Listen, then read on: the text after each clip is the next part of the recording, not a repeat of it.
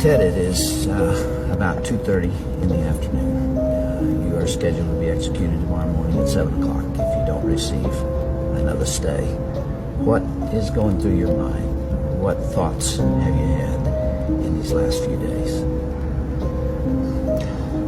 Well, I won't kid you to say that it's something that I feel that I am in control of, or something that I've come to terms with, because I haven't.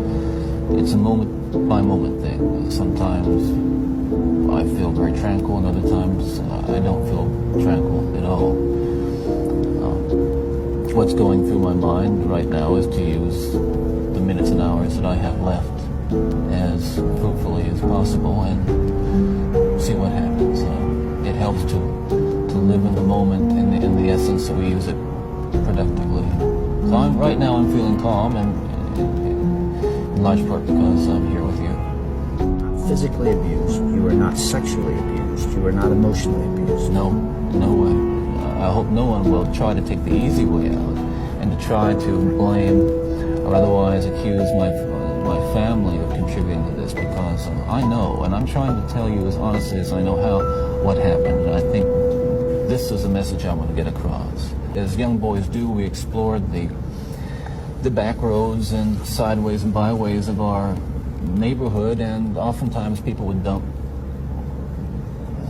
the garbage and whatever they were cleaning out of their house, and from time to time we'd come across pornographic books of a harder nature than more graphic, you might say, more explicit nature than we would encounter, let's say, in your local grocery store.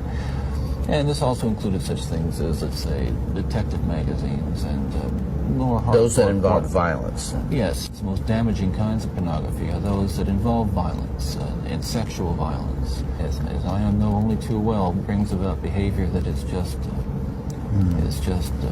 too terrible to describe. This kind of literature contributed and helped mold and shape the kinds of violent behavior. There is a percentage of people affected by hardcore pornography in a very violent way, and you're obviously one of them. But the FBI's own study on serial homicide shows that the most common interest among serial killers is pornography.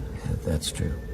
And it's real. It's true. Ted, after you committed your first murder, what was the emotional effect on you?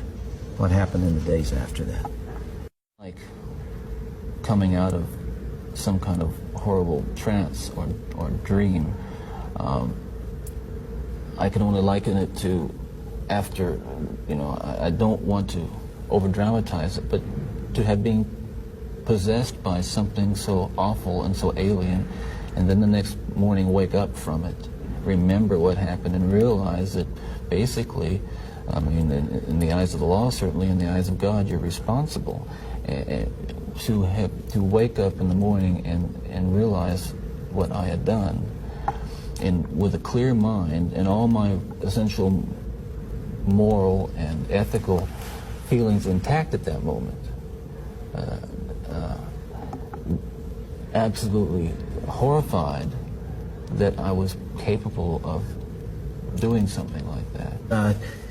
One of the final murders that you committed, of course, was apparently little Kimberly Leach, 12 years of age. I think the public outcry is greater there because an innocent child was taken from a playground. What did you feel after that? Were there the normal emotions 3 days later? Where were you, Ted? I can't really talk about that right now. That's weird. It's too painful. I would like to be able to convey to you what that experience is like, but I can't. I won't be able to talk about that. Okay. Through God's help, I have been able to come to the point where much too late, but better late than never, feel the hurt and the pain that I am responsible for.